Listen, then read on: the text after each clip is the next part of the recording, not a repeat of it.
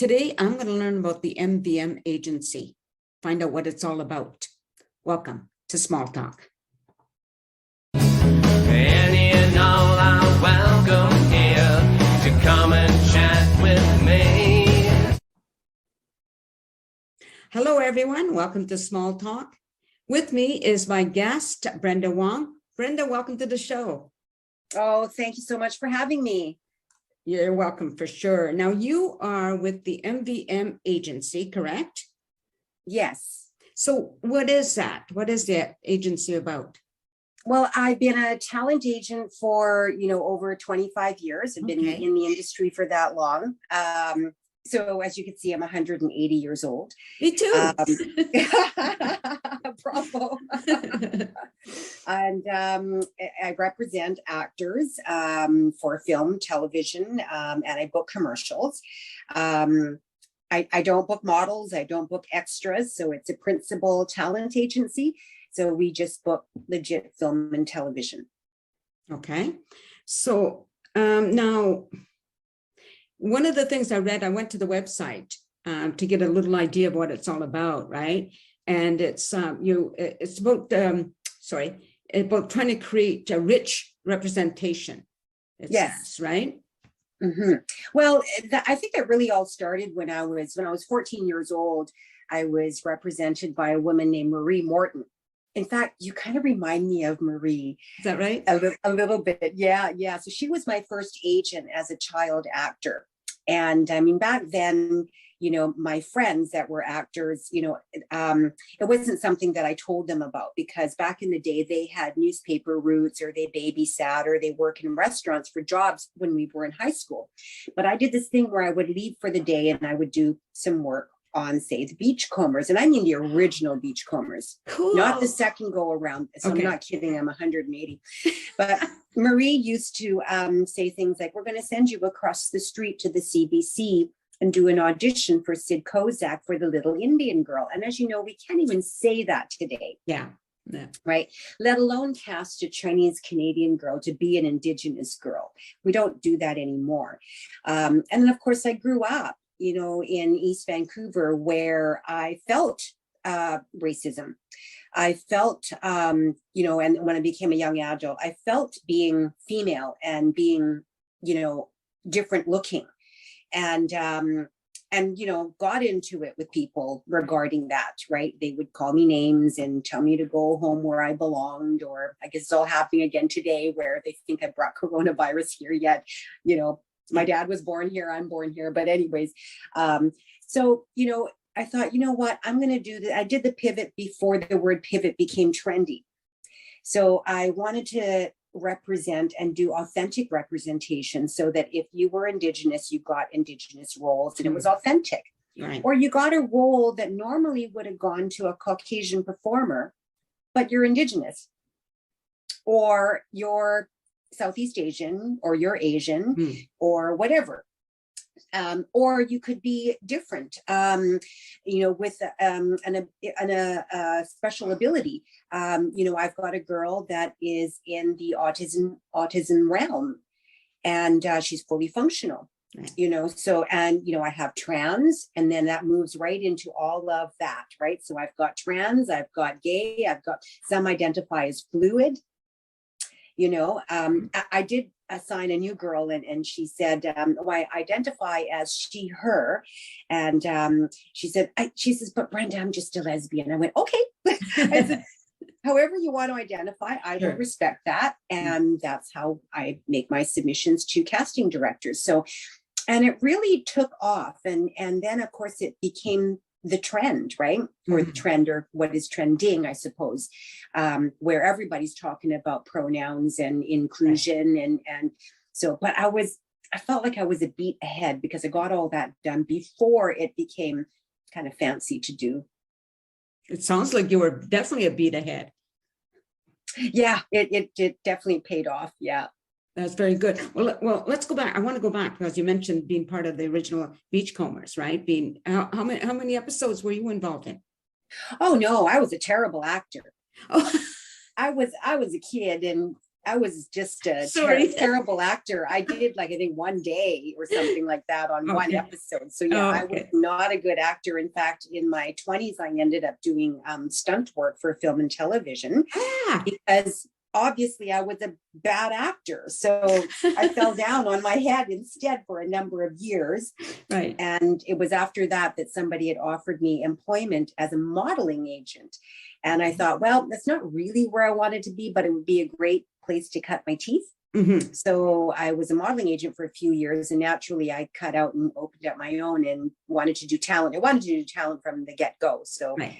but it was a great way to cut my teeth.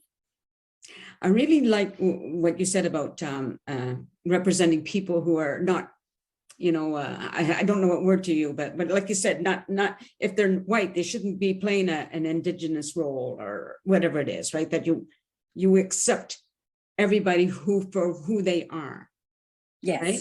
And I think I seen that a little bit more now, not a great deal, but I am seeing some of it now incorporated in maybe TV shows or stuff, and I think that's good, So Yes. maybe somebody saw what you did and started copying. I don't know, but I think it's I kind of, in my small little, my mind, I'm thinking, it would be really nice if this world could all just be muddy and then we could stop all of the things that go on. I mean, we've been fighting for how many centuries, Yeah. regarding, beliefs or religion or whatever. And, I mean, I was brought up, being open-minded. My dad was the one who, taught me all of that. Right. And so I never really saw that, I never really saw any differences until I grew older and, sort of got taught this, in school Mhm. and got called bad names and, Yeah. and started to feel the thrust of, what that might be like out there. Right. Now, are you the founder of MVM? Yeah, I'm the owner. As I said, when I started as a modeling agent as an employee, Mhm. and when I had cut out on my own, I have been on my own for years. At one point, I had built quite a big machine and had 15 agents, an office in West Hollywood. But in the 08-09 economic downturn, I sort of decided, well, I'm managing all these agents when I got away from managing the actors. I'm going to take a chance now that I've built this and paid off the mortgage. I thought, I'm going to size it right down to a nice small list that I can just work directly with. And so now it's a nice small list. And I think at the time, some people might have thought, oh, she's crazy. She built this great business. Why would she let that go? But I could, and I can, and I did. So yeah, it's really nice to have a nice tight list of working actors. And so I don't carry actors on my list the way a big agency would have, which is what I did before. Mhm. I could have 10 people that are similar in looks, whereas now I have like one. Oh, okay. So actors feel better that they are the only one within their own house. Yes. It's competitive enough out there. Yeah. So why do you want to compete in your own house is, I guess, how I look at it. Yeah, I hear you, because I did some auditioning way back when, and it's like, I was a short senior, and all of a sudden all these short seniors are around me. Yeah, right. Yeah. Yeah. You live in our market too, right? Like you're in Vancouver or Lower Mainland. Yeah, I'm in the Fraser Valley. Yes. Right. Okay. Yeah. So now, if you have somebody who like, do they approach you? Like, if somebody wants to have an agent, they go to you, right? And you decide whether or not you're going to represent them. Is that how it works? Generally, yes. I get a lot of referrals. Okay. So I mean, our website does tell them how to apply, which is emailing a headshot resume and a demo reel, which is a video clip of their work.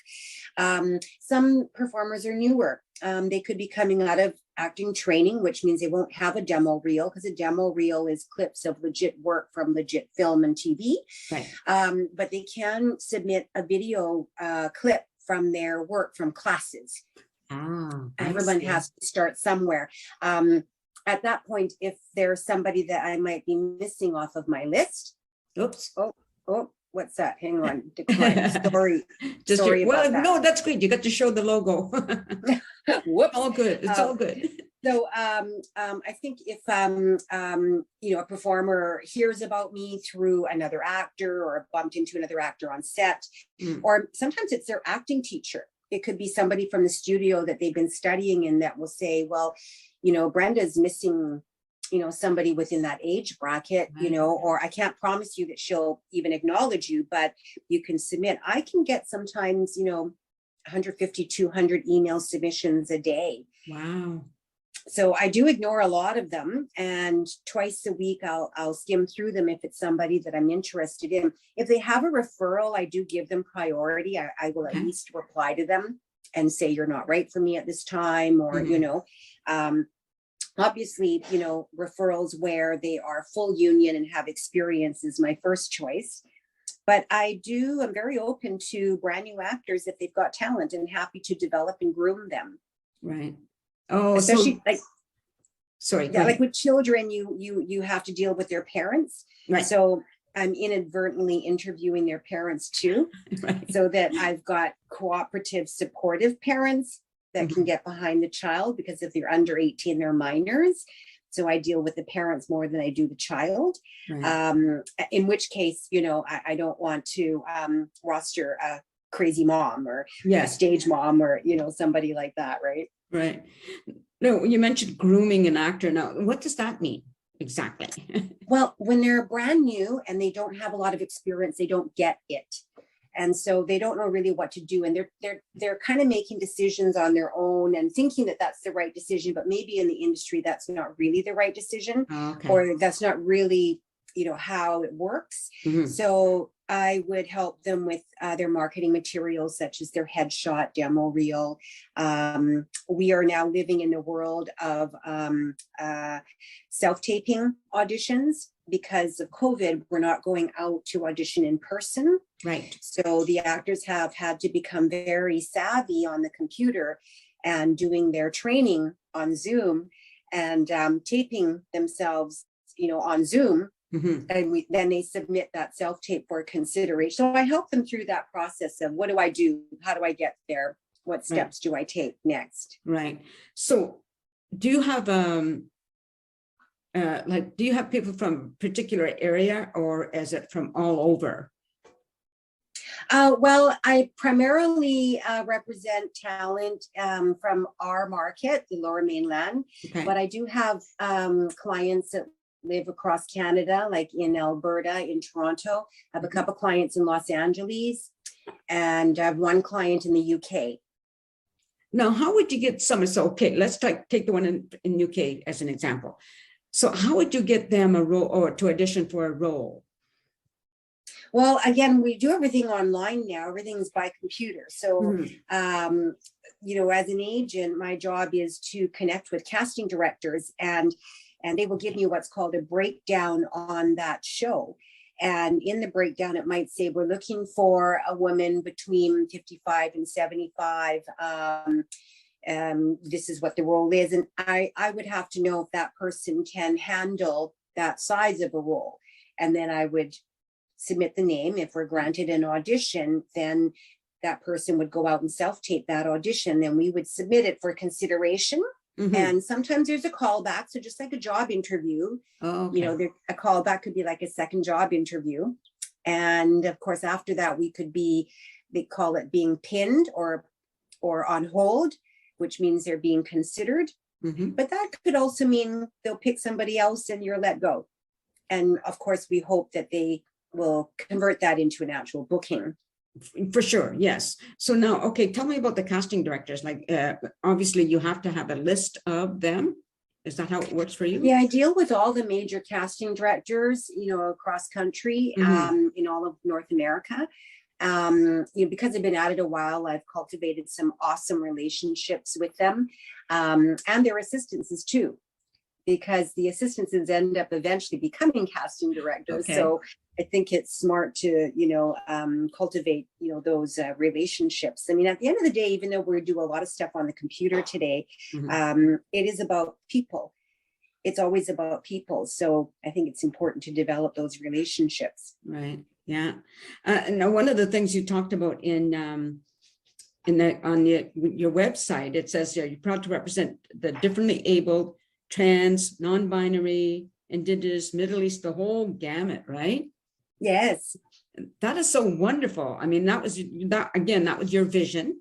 Yes. That has come to fruition. Is that the word? It has. Yeah. And, it doesn't mean I don't have, our average, what we call average white guy. I mean, I sure do. And honestly, Caucasians book the majority of work still. I'm just highlighting this other fact.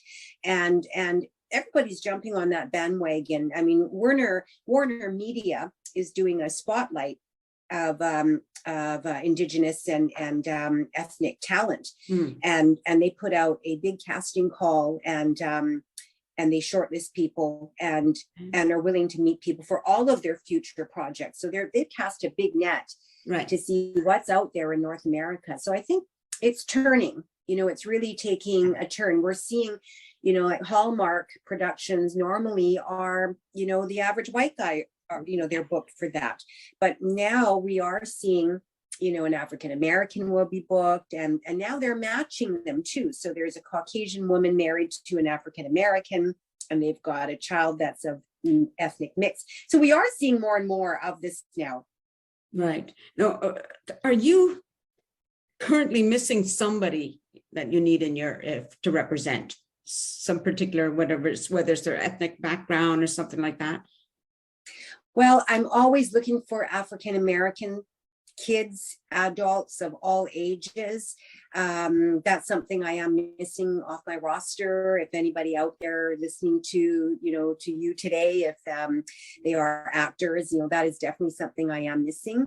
Even ethnic mix types. Right.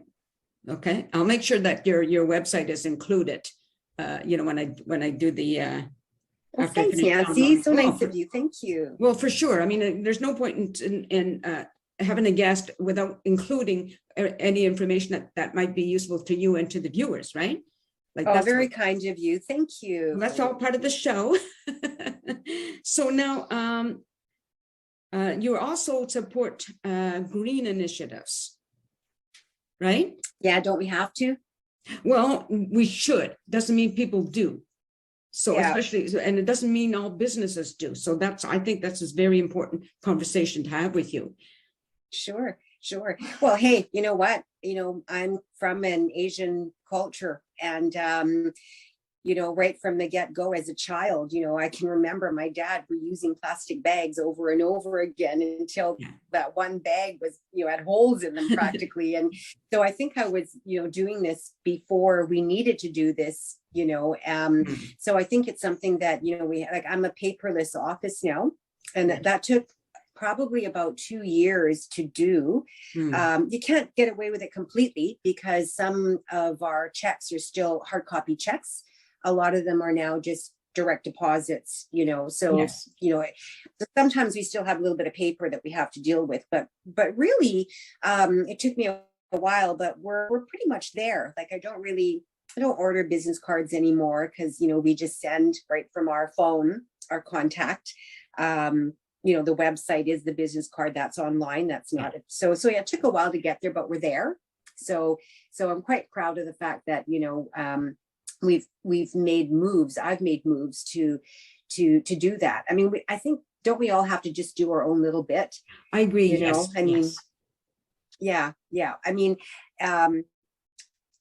mean, that's a tough topic because, I think our world is in trouble. And, I worry about that. I'm, concerned for the future of our earth and our future, children and generations about what's going to happen. It is a tough topic, but that's what I want to bring up because I know that that's what you are doing in it. And I think it's important. Yeah, you have to do it. Everyone has to do a little bit. Yes, we all have to do our little bit for sure. Absolutely. I think that's great. Well, thank you very much for doing this interview. I really appreciate it. Oh, wow. Thank you for having me. That's so kind of you. You're so lovely. Is there anything that I should have asked that I haven't asked? That's the only thing I'm worrying about right now. I know your effort, and you mentioned that, just to recap, your efforts are to promote diversity and reflect the roster of performers from various walks of life, which I think is awesome. You know, I just want to mention, like we talked about being have an agency for models at one point, and now I see a lot more different models. You know, they're not just those tiny little skinny women anymore, right? Yeah. Which is really good to see, because we are not like that. Most of us are not like that. So that's really good. So I have to think that you must have taken some of that concept away with you into this type of agency that you have, right? Yeah. Well, MVM actually stands for Model Co. Vancouver Management. But when I made the decision to dump the modeling department, of course, actors don't want to be represented by an agency called Model Co. So I had to revamp it so we can, it's just initials from the history of what I used to do. But I don't have any models anymore.